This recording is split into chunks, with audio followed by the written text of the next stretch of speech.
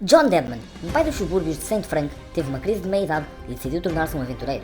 Foi apanhado por uma patrulha de gnolls quando estava em Drythe Valley a fazer a sua caminhada para digerir o jantar.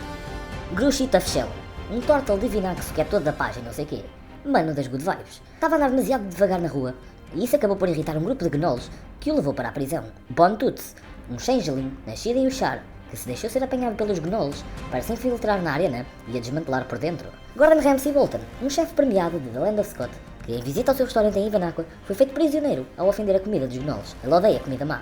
A parte acorda numa prisão, com quem e meios burros a rirem-se deles. Eu refiro que há 4 NPCs que se destacam do resto, e os jogadores ignoram-nos categoricamente e vão antes falar com um velho de 83 anos. Parece o chefe daquela porra toda e diz: e tal, ao fim do dia vocês vão dar ao banano com bichos.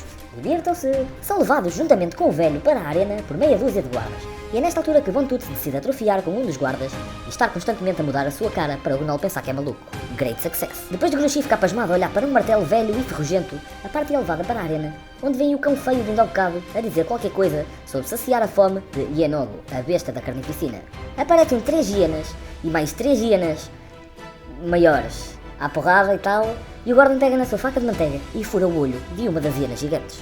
Von Toots dá spawn a uma estátua de um tengu que dá charme a todas as hienas à sua volta, que faz com que o encontro seja, portanto, uma piada. O chefe Ramsay pega outra vez na sua faca de manteiga e corta a cara de uma hiena gigante ao meio, deixando-a esvair-se em sangue. John Deadman pega na sua mala de contabilista, cheia de calhaus, e rebenta o crânio de uma hiena contra o chão.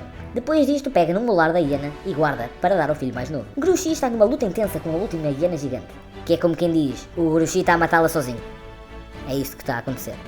Quando esta está prestes a morrer, o Gordon aparece com a sua faca de manteiga e rouba aquilo mesmo à cabrão.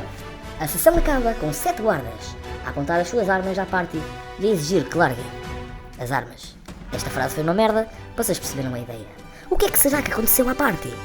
Não percam no próximo episódio de Dragon... Não, espera.